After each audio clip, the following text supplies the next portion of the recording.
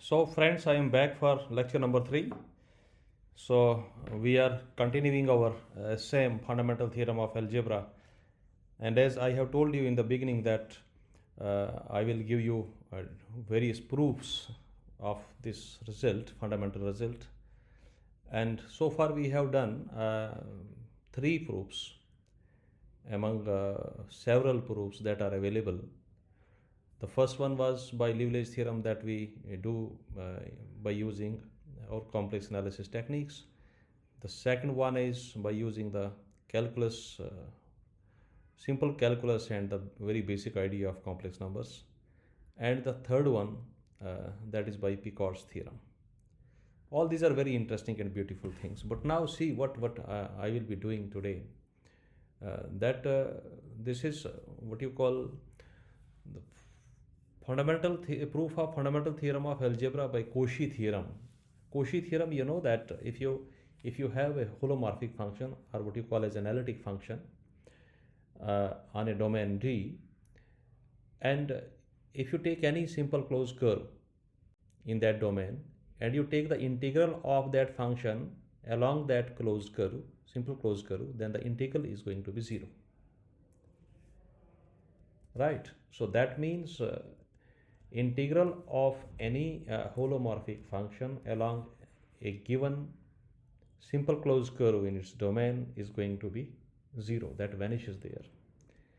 And in particular, if I take any entire function, so entire function, if I integrate it along any circle in the complex plane, then that integral will become 0. Right? So that is going to be the simplest form of Cauchy integral theorem. Now see, we have to prove this fundamental theorem of algebra by using this Cauchy theorem.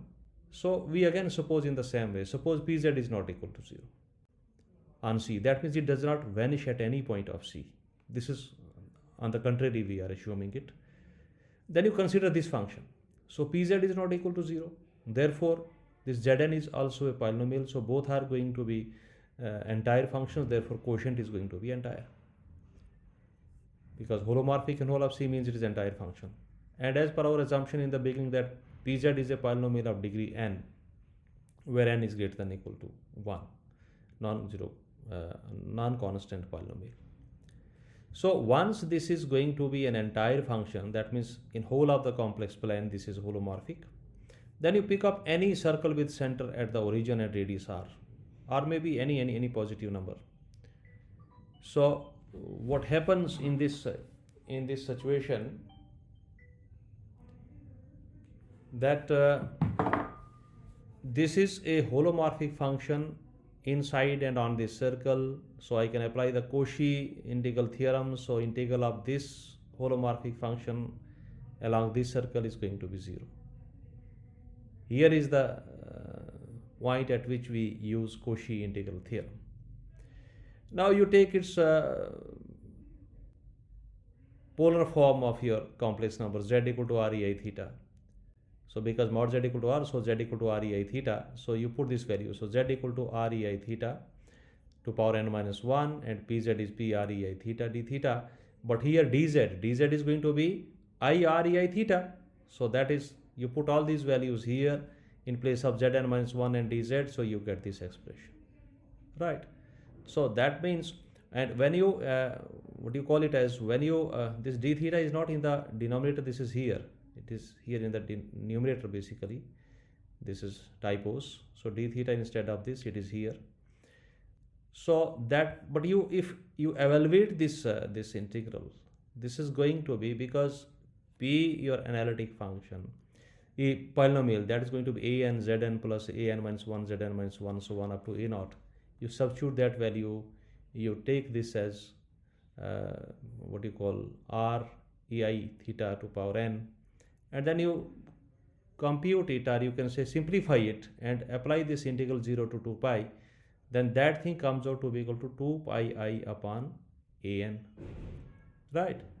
So once it becomes an, and this is not equal to 0, so here it is 0, this is 2 pi an, but remember that an is not equal to 0, 2 pi I is a non-zero constant, so this whole thing is a non-zero complex number, which is a contradiction. contradiction. Because see, I told you that how it comes out to be equal to this, because this whole thing is equal to Zn upon Pz, which tends to 1 upon An when mod Z tends to R, as R tends to infinity uniformly. So this is fine. The simplest ever proof, you have to use only the Cauchy integral theorem, and just 3 lines proof, you can say. These are the 3 lines, exactly 3 lines. So this is going to be what you call fundamental theorem of algebra. So it is very small, precise, but remember, again, these proofs are for the specialists, because Cauchy theorem, again, I cannot bring it down to that school level and that higher secondary school level, because only that second proof, by using the calculus technique only, that can be made understandable to the students of that level, not this one, because you know that Cauchy theorem is a very big result.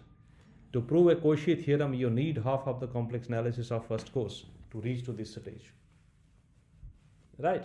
So this is for specialist of your stage, that you are teaching at undergraduate level, you are already masters and PhDs, and you know the basics of complex analysis. So this is for your consumption.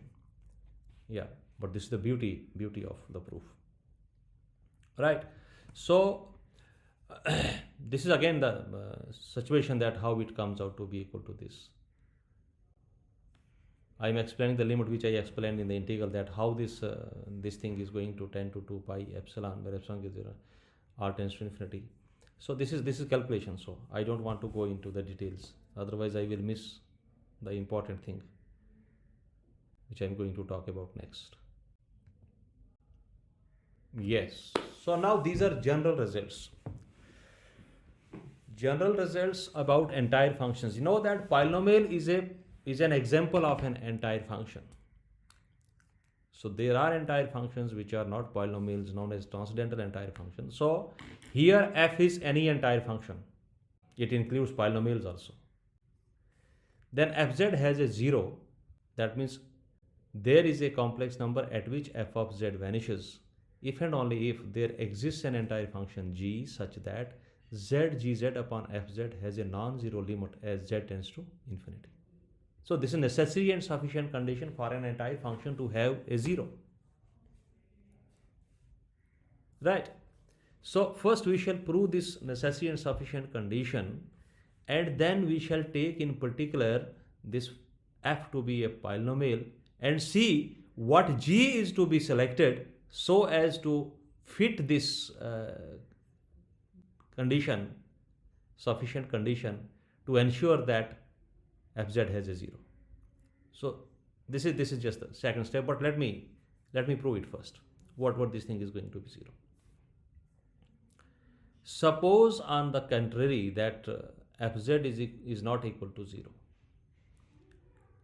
As usual, we have always used this method of reductio ad absurdum. We suppose on the contrary and arrive at a contradiction.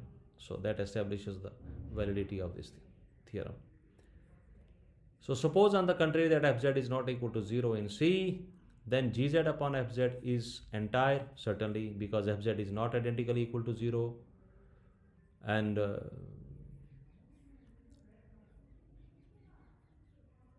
because first here I am proving this part, that I am saying that this condition is there. That means I have an entire function g such that this thing has non-zero limit as z tends to infinity.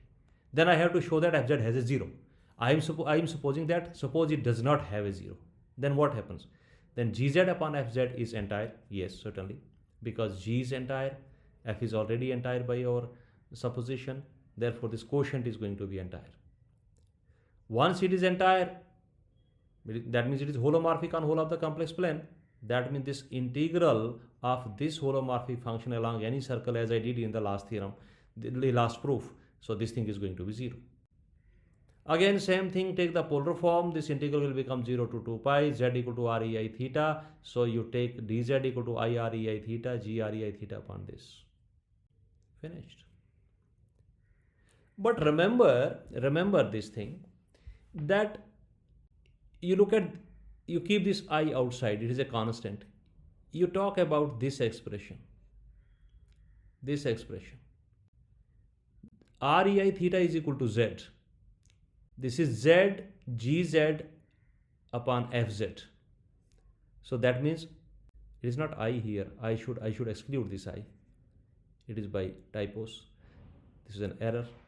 So this I should not be here. I am simply talking about the term, this one. This becomes z gz upon fz. But z gz upon fz, whenever z tends to infinity, it has a non-zero limit. Suppose that limit is going to be c, which is not equal to 0. And mod z equal to r, that means mod z equal to rei theta. When r tends to infinity uniformly in theta, that means this whole thing, this interior, you can take I outside, this whole thing is tending to a non-zero number c. So that means whenever this r tends to infinity, this integral tends to a non-zero quantity, and once it tends to a non-zero quantity, but that non-zero quantity will become to be equal to 0, which is again a contradiction. That's not possible. Because see, this thing will becomes I into this c, 0 to 2 pi z gz upon fz, and this thing, this tends to c. So this whole thing is going to be I don't have anything here. I must write. 1 minute. If it works. Yeah, let us.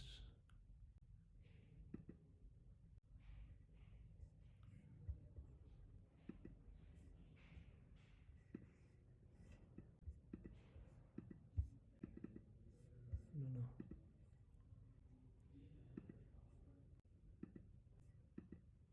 Anyway, so that means this expression, I should highlight it, but it is going other way around. Rei theta, grei theta, frei theta, this tends to a non-zero constant as r tends to infinity. So that means in the limiting case, this whole integral tends to this I into c into 2 pi I into 2 pi. So that means this whole thing tends to a non-zero quantity, which is a contradiction because this whole thing is already given to be 0. So this is the contradiction. Therefore, this f of z not equal to 0 is not possible. Therefore, fz should have a 0. So whenever we suppose that there exists an entire function such that this thing holds, then fz has a 0. What about the converse? Converse part is, suppose f of a is equal to 0. That means if fz has a 0, then I have to find out some g such that z gz upon fz has a non-zero limit as z tends to infinity. Let us pick up gz to be equal to fz upon z minus a. This a is going to be 0 of the function. I just consider f of z upon z minus a is an entire function. This is an entire function. Why? Because I can define g of a. G of a becomes 0, but I can define g of a to be equal to fz upon z minus a in the limiting case. Because f of a equal to 0, this becomes basically the derivative of f at a. Derivative of f at a. So this is basically, this is going to be a removable singularity. Therefore, fz upon z minus a is an entire function. This is gz. So limit of z gz upon fz, we have to check this, because if you look at your theorem says that if fz has a 0, then you have to find out a g such that this thing happens. So I have to show that this is a non-zero limit whenever z tends to infinity. So look here, z gz upon fz equal to limit z goes to this z fz upon z minus a fz, because gz, I am substituting the value of gz. So this thing is fz and fz, it goes away as z tends to infinity. So that means as z tends to infinity, this whole thing tends to 1. Simply you just, because you have this z upon z minus a here. So this tends to 1, which is not equal to 0. So that means the theorem is proved. So this is a standard result. What we are doing in this result? We are simply again using Cauchy theorem here, and by Cauchy theorem we can prove this for general entire functions, that an entire function has a 0 if and only if this thing happens. Now see, I ask you a question. If I take f to be a polynomial of degree n, where n is greater than or equal to 1, then that polynomial will have a 0 in C if and only if you can find out another polynomial g such that z gz upon fz has a non-zero limit. Very simple. If fz is a polynomial of degree n, so that is of the form an zn plus an minus 1 zn minus 1. If I take gz is equal to z to power n minus 1, so this will become z to power n. I am taking g to be z to power n minus 1. So by multiplying z, it will become z to power n. In the numerator, you will also have an zn plus something something. So if you take z tending to infinity, this whole limit will become 1 upon an. And you know that 1 upon an is going to be non-zero. Therefore, I can always have a polynomial gz such that this thing is not equal to 0. Therefore, by this theorem, that polynomial should have a 0. And the fundamental theorem of algebra is proved. This is called transcendental version of fundamental theorem of algebra, because here I am considering arbitrary entire function. It may be a polynomial, it may be a transcendental function. The polynomial case becomes a very special case of this, and that proves your fundamental theorem of algebra. Very interesting and simplest form of the proof. And you know that this was basically proved in 2014 by Bao-Kin Lee, a Chinese mathematician in America. So this result is published in American Mathematical Monthly, volume 1 to 1, number 1, 2014, page 57 to 77. Okay, you can refer to this for other details. Okay, so see here what I explained. Fundamental theorem of algebra follows from the last result by taking gz equal to z to power n minus 1. Basically, I am not able to use this thing. I don't know why this is not being made available.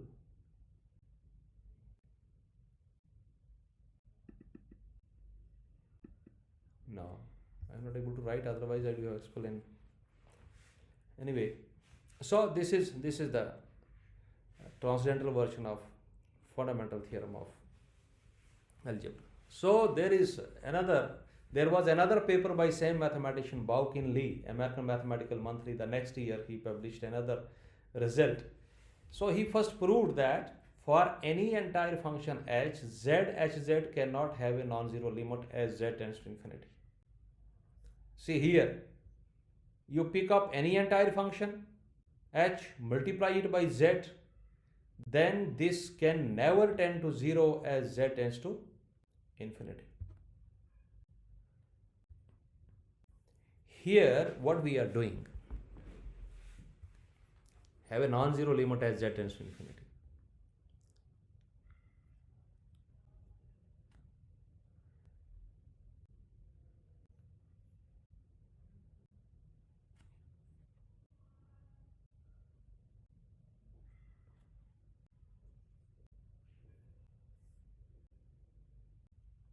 So suppose limit z tend to infinity as z equal to c, a non-zero constant. Then for any r greater than 0, by Cauchy's theorem we have, because this is an entire function, you take the integral along this circle mod z equal to r. That means circle with center 0 and radius r. So again the same thing, you take this 0 to 2 pi I r e I theta h r e I theta d theta, this thing. So taking r tending to infinity, we obtain, because this is a non-zero limit,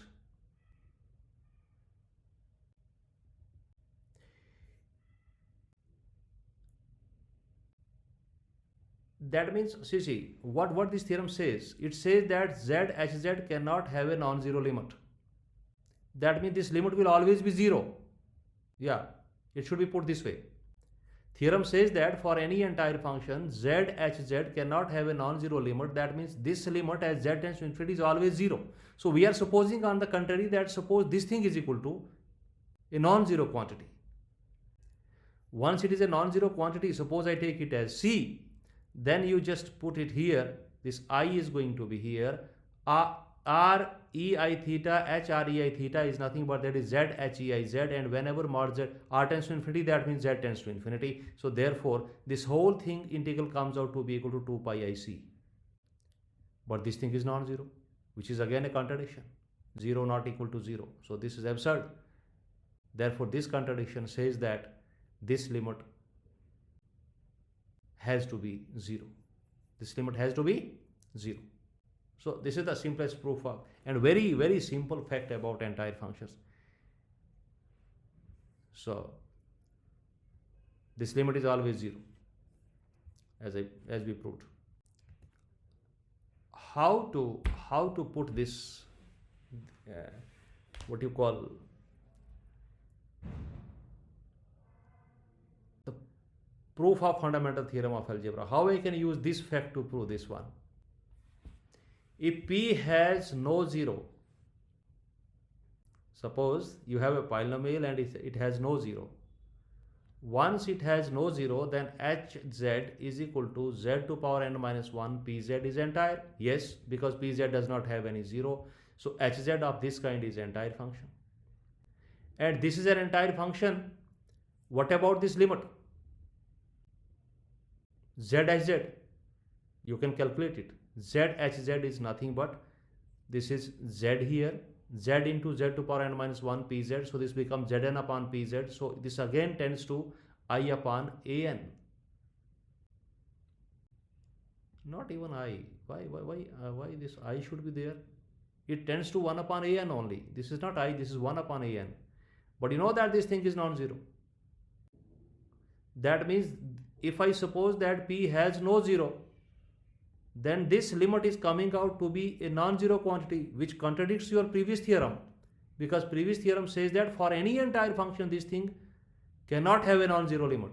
This limit has to be 0 when z tends to infinity. So this fact is contradicted here. Look, because this limit is coming out to be non-zero, which is a contradiction, and hence Pz should have a 0.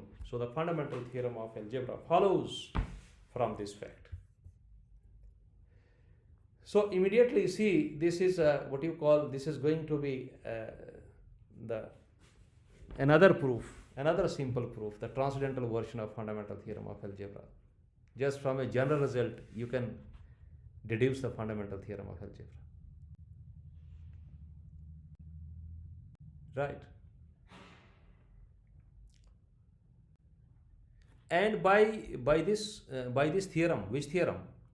Which I have proved, stated here. This is such a powerful result.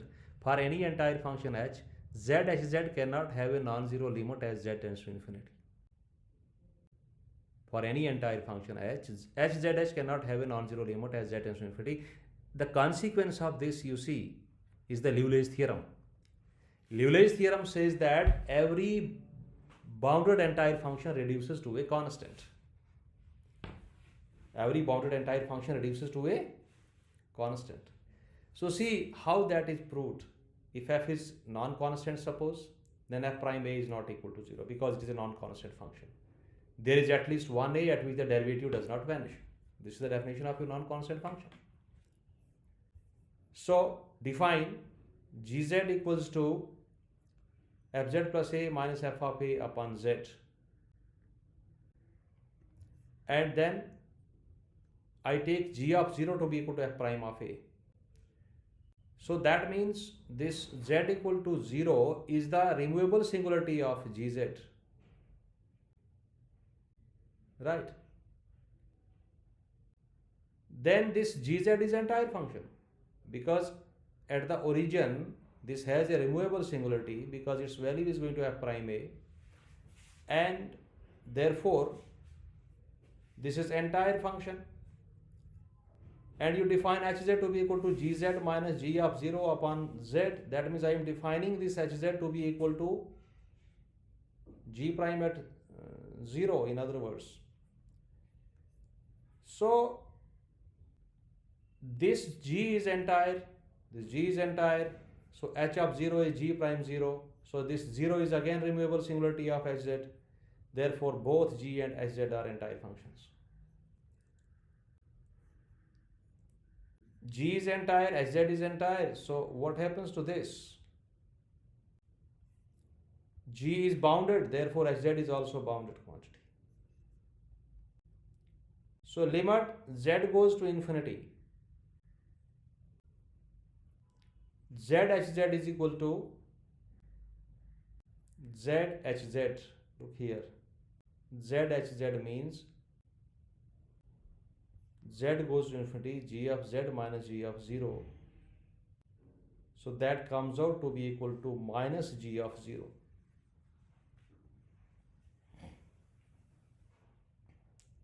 Right. But minus g of 0, g of 0 is equal to f prime a is not equal to 0. Therefore, that theorem is contradicted. So it has a non-zero limit. So it has a non-zero limit. So this contradiction proves that this f is a constant function only. F is a constant function. Right. So this is consequence of your this general theorem. From this we can deduce fundamental theorem of algebra and the Lewis theorem. Right.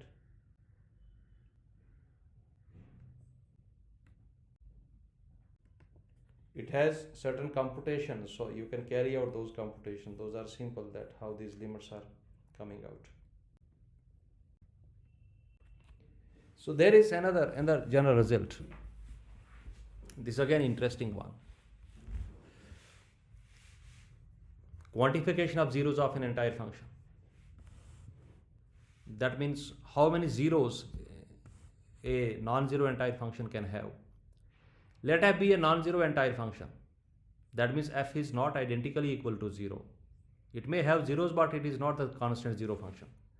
Then f has precisely n zeros if and only if there is an entire function g such that this condition is satisfied. That means this limit is equal to n.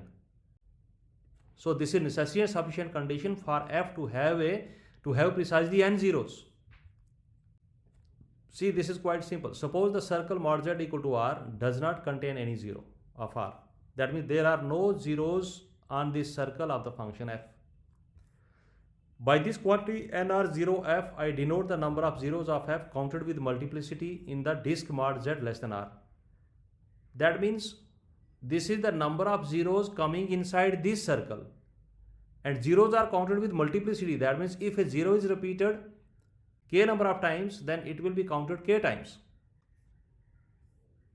Then by the argument principle, see, the argument principle says that the number of zeros is going to be 1 upon 2 pi I mod z equal to r f prime z upon f z dz, where this circle is traversed in the counterclockwise direction, positive direction.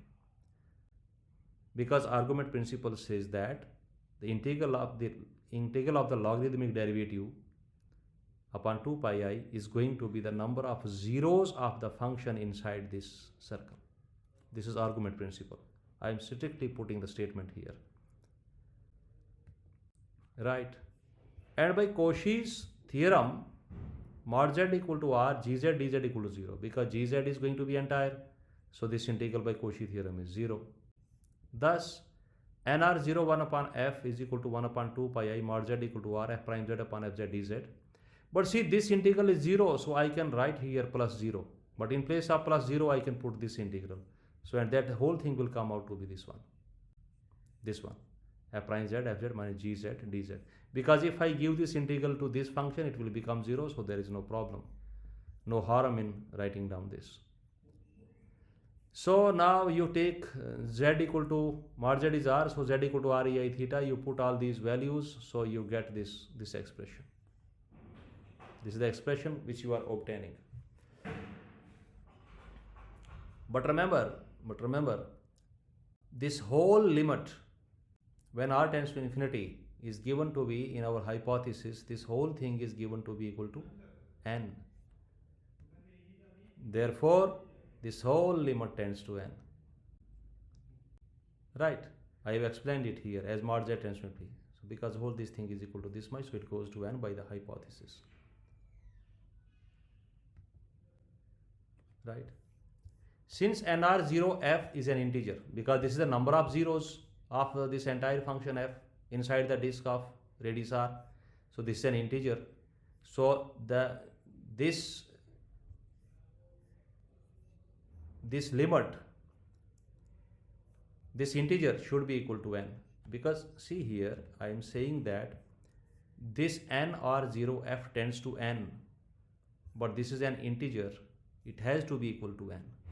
So that means nr0f is equal to n, means f has n zeros inside the disk with center 0 and radius r. So that means disk of radius r. So this is done. This is the standard result. But conversely you may go other way around. Conversely, suppose f has n zeros. If f has n zeros, then fz equal to pz e to power gz, where pz is a polynomial of degree n, because zeros of fz will come out from this factor. It should be a polynomial of degree n, that's why it has n zeros here. Where pz is a polynomial of degree n and g is an entire function. This is some entire function. This implies that this expression is equal to this much, and thus you take the limit of this. Limit of this is limit z upon this, z p prime z upon pz, that is coming out to be equal to n. Finished. Right?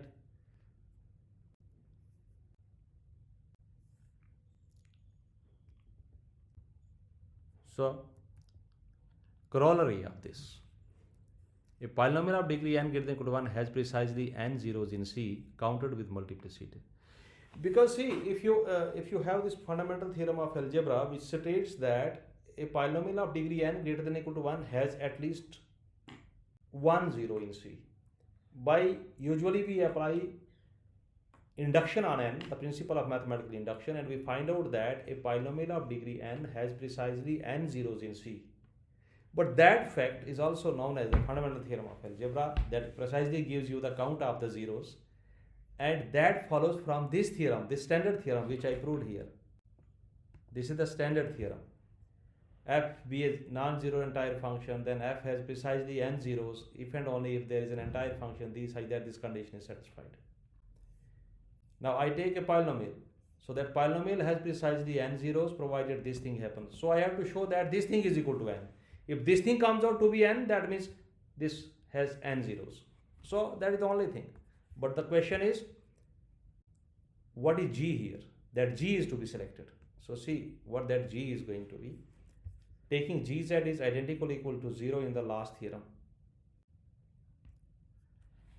If you take gz equal to 0 in the last theorem, then this whole thing, this becomes limit z goes to infinity, z upon f prime z upon fz is equal to n.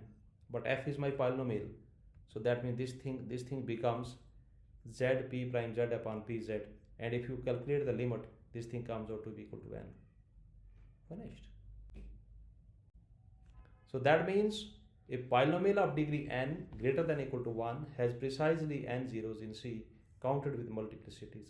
So what we have done, we have proved most general results, and from those results we can derive these important theorems of complex analysis. For example, the fundamental theorem of algebra, the Liouville's theorem, from those standard results.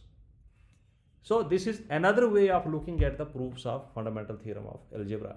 So there are basically many theorem, many proofs. See, this is recently this you can do it. I have done it this way. Let f be a non-constant entire function of zero order. Basically, one of my PhD student, when I was discussing this thing, he said that, sir, we can do it this way, and I checked it. Okay, it's fine. Let f be a non-constant entire function of zero order, then f has at least one zero.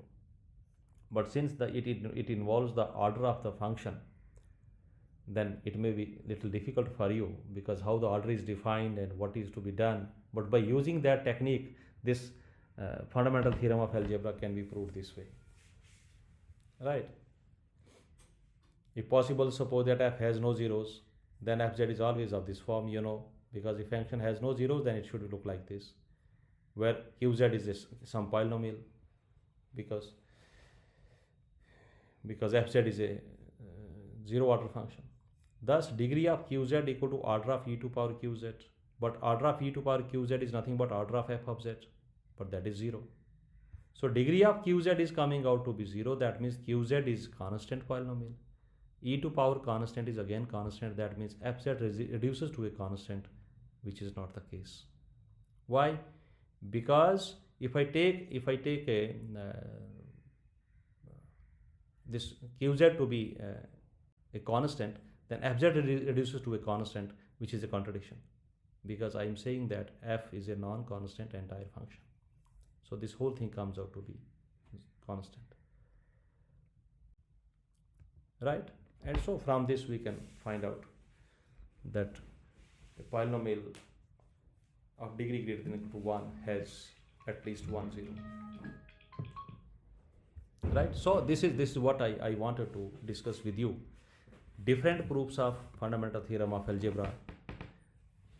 But see, the aim was to give a proof not using much of complex analysis, only that part of complex analysis or that part of calculus which is understandable to a school level student. That was the purpose. But since these are other developments, and you are familiar with all complex analysis techniques, at least you have done first semester or second semester course in complex analysis, so all these things are understandable to you, and therefore I found an opportunity to share all this with you, because I like all these proofs. Okay, so now you can note down my email ID. My email ID is kscharak, KSCHARAK 7 numeric 7 @rediffmail.com. I repeat, kscharak, KSCHARAK 7 @rediffmail.com. So this is my email ID. So any doubts about anything in all the 3 lectures, it may be in the proof, that how the steps are carried out, or you find any difficulty in carrying out the computations or calculations or putting the reasons in place, so you can write to me on my email ID. So I will be happy and I will feel honored to respond to your queries. So I stop here. Thank you very much. God bless.